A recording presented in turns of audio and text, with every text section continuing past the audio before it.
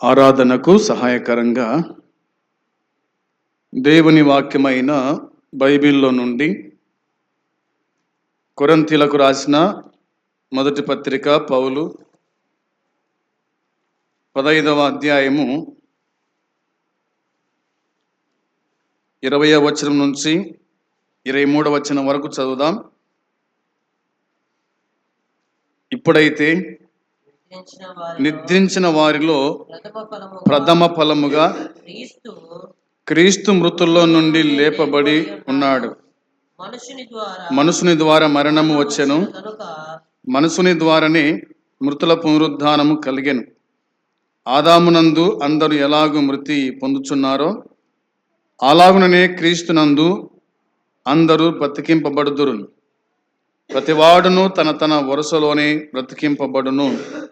ప్రథమ ఫలము క్రీస్తు, తరువాత క్రీస్తు వచ్చినప్పుడు ఆయన వారు బ్రతికింపబడుదురు. ఆరాధనకు సహాయకరంగా దేవుని వాక్యమైన బైబిల్లో నుండి మనము కొరింథీయులకు రాసిన మొదటి పత్రిక 15వ అధ్యాయము 20 నుండి 23 వరకు మనం చదువుకొని ఉన్నాం. అపోస్తుడైన పౌలు మాట్లాడుతూ ప్రభువైన యేసుక్రీస్తు యొక్క పునరుద్ధానం గురించి, మనుషుని యొక్క పునరుద్ధానం గురించి ఆయన చెప్పిన సంగతులు ఇందులో కనిపిస్తాయి. ఒకటి మరణం, రెండవది పునరుద్ధానం అనగా తిరిగి లేచుట. ఒకటి మరణించుట, రెండవది లేచుట. ఈ రెండు విషయాలు మానవులమైన మనకు సంభవించిన సంగతులే. ప్రభు అయిన యేసుక్రీస్తునకు కూడా ఈ రెండు విషయాలు సంభవించినాయి. మానవులమైన మనకు జననముంది, మరణముంది. దేవునికి జననము లేదు, మరణము లేదు. అయితే మరి ఆయన మానవునిగా ఈ లోకములో జన్మించిన కారణాన్ని బట్టి మరణ శాసనము రాసిన వాడు మరణించాలా అనే దేవుని వాక్యాన్ని బట్టి ఆయన జననము, ఆయన యొక్క మరణం కూడా మనకు దేవుని వాక్యమైన బైబిల్ మనకు జ్ఞాపకము చేస్తూ ఉంది. పౌలు మాట్లాడుతూ చెప్పిన మాట, ఇప్పుడైతే నిద్రించిన వారిలో ప్రథమ ఫలముగా క్రీస్తు మృతుల నుండి లేపబడి ఉన్నాడు. ఇప్పుడైతే నిద్రించిన వారిలో ప్రథమ ఫలముగా క్రీస్తు మృతుల నుండి లేపబడి ఉన్నాడు అనే మాట వ్రాయబడి ఉంది. లేపబడి ఉన్నాడు అని వాక్యం చెబుతుంది. కాబట్టి అపోస్తుల కార్యము 26వ అధ్యాయము 23వ వచనంలో, అపోస్తుల కార్యము 26వ అధ్యాయము 23వ వచనం చూడండి ఒకసారి. ప్రవక్తలను మోషేయు ముందుగా చెప్పినవి కాక మరి ఏమీయూ చెప్పక అల్పులకును గనులకును సాక్ష్యమిచ్చుచుంటిని అని అన్నాడు. ప్రవక్తలు మోషే ముందుగా చెప్పినవి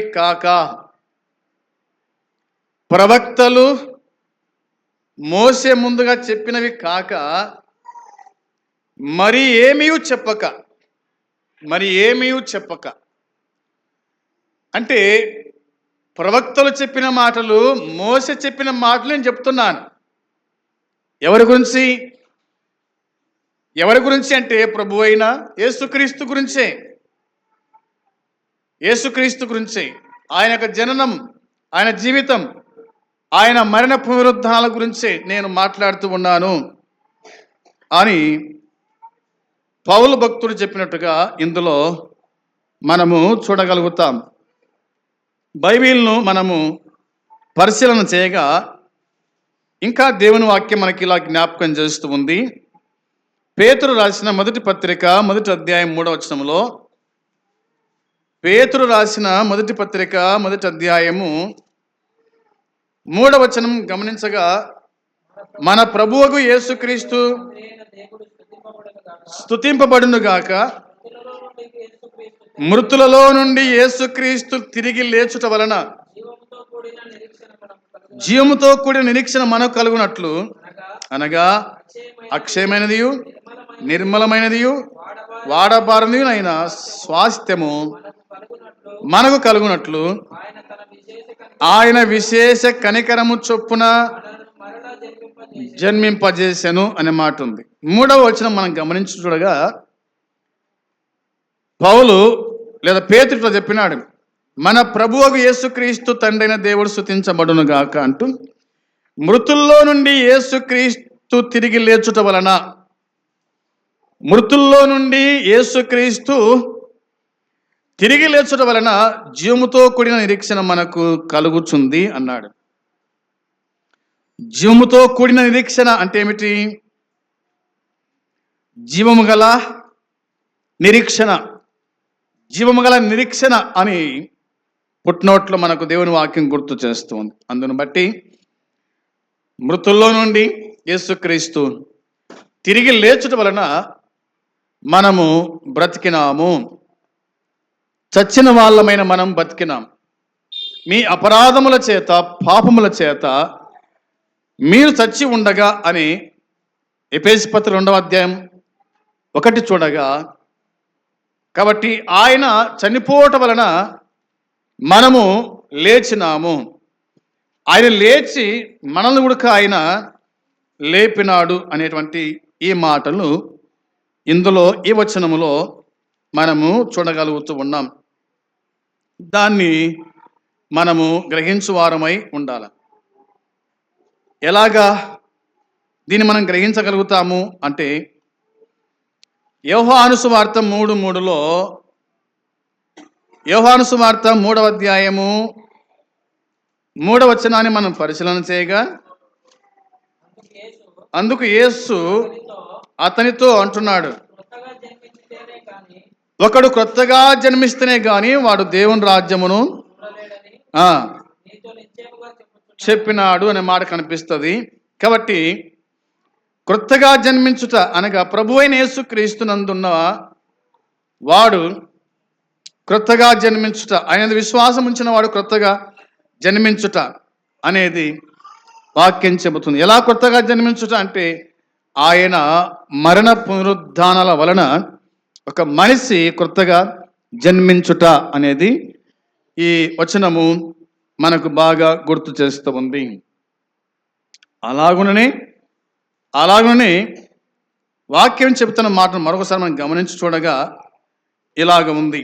తెస్సలోనిక మొదటి పత్రిక లేదా కొలస్సీ పత్రిక నుండి, కొలస్సీలో రాసిన పత్రిక 1:18లో, కొలస్సీ పత్రిక 1వ అధ్యాయము 18వ వచనం మనం చూచినప్పుడు ఇలాగా దేవుని వాక్యం చెబుతుంది, సంఘము అను శరీరమునకు ఆయనే శిరస్సు, ఆయనకు అన్నిటిలో ప్రాముఖ్యము కలుగు నిమిత్తము ఆయన ఆది ఉండి మృతుల్లో నుండి లేచుటలో ఆది సంభూతుడాయను అనే మాట మనకు కనిపిస్తుంది. వినండి బాగా, ఈ దినమందు మనము ప్రభువును ఆరాధిస్తున్నాం కాబట్టి ఈ 18వ వచనాన్ని ఒకసారి గమనించి చూడగా, మృతుల్లో నుండి లేచుటలో ఆది సంభూతుడాయను అనే మాట. మృతుల నుండి లేచుటలో ఆయన ఆది సంభూతుడైనాడు. ఆత్మ సంబంధమైన శాశ్వతమైన శరీరముతో మరణము నుండి తిరిగి లేచిన వారిలో యేసుక్రీస్తు ప్రథముడు అనే మాట కనిపిస్తుంది. యేసుక్రీస్తు ఆయన ప్రథముడు, ఆయనే మొదట లేచినాడు అనేది ఈ వచనము మనకు జ్ఞాపకం చేస్తుంది. ఆయన పునరుద్ధాన దినము నాడు యేసు సంఘానికి శిరస్సుగా అయినట్టుగా క్రొత్త నిబంధన సంఘము శిష్యులు పరిశుద్ధాత్మను పొందిన రోజైన యేసు పునరుద్ధాన దినాన్ని ప్రారంభించబడింది అనే మాట కూడా మనకు జ్ఞాపకం చేస్తూ ఉంది. యేసుక్రీస్తు ప్రభు ఆయన ఆది సంభూతుడు. అవునా? ఆయన ఆది సంభూతుడు అన్న వాస్తవం, ఆయన ఎవరి కోసమైతే మరణించినాడో వారందరూ కూడా ఆ తర్వాత పునరుద్ధానం అవుతారు అన్న సంగతిని, ఆయన పునరుద్ధానము, ఆయన లేచుట అనే ఈ మాటలు మనకు వర్తిస్తాయి అన్న సంగతి మనం గుర్తుంచుకునేవారుగా ఉండాలి. ఇవి ఇట్లా ఉండగా కొరింథీ మొదటి పత్రిక 15వ అధ్యాయము, కొరింథీ మొదటి పత్రిక 15వ అధ్యాయము 21వ వచనం చూడాలి. 15వ అధ్యాయము 21వ వచనం రాయబడిన మాట, మనుషుని ద్వారా మరణం వచ్చెను గనుక మనుషుని ద్వారానే మృతుల పునరుద్ధానము కలిగెను అని ఉంది. మరణము ఎట్లా వచ్చిందట?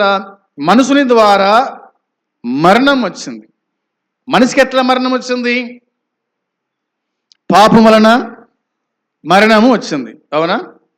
మనిషి పాపం చేయడం వలన మరణం వచ్చింది. కాబట్టి మనుషుని ద్వారా మరణం, మనుషుని ద్వారానే మృతుల పునరుద్ధానము కలిగెను. ఆదిమ ఆదాము తాను మరణం తెచ్చిపెట్టినాడు.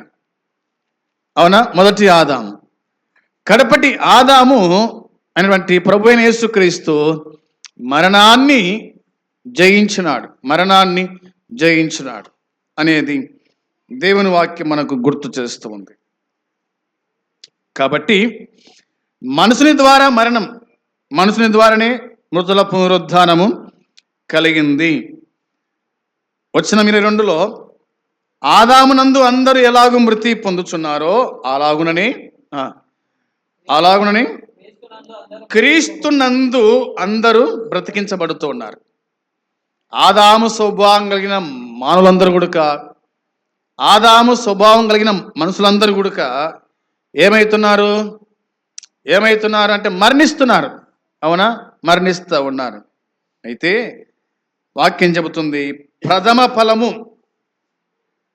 తర్వాత అలానే క్రీస్తునందు అందరూ బ్రతికించబడుతూ ఉన్నారు.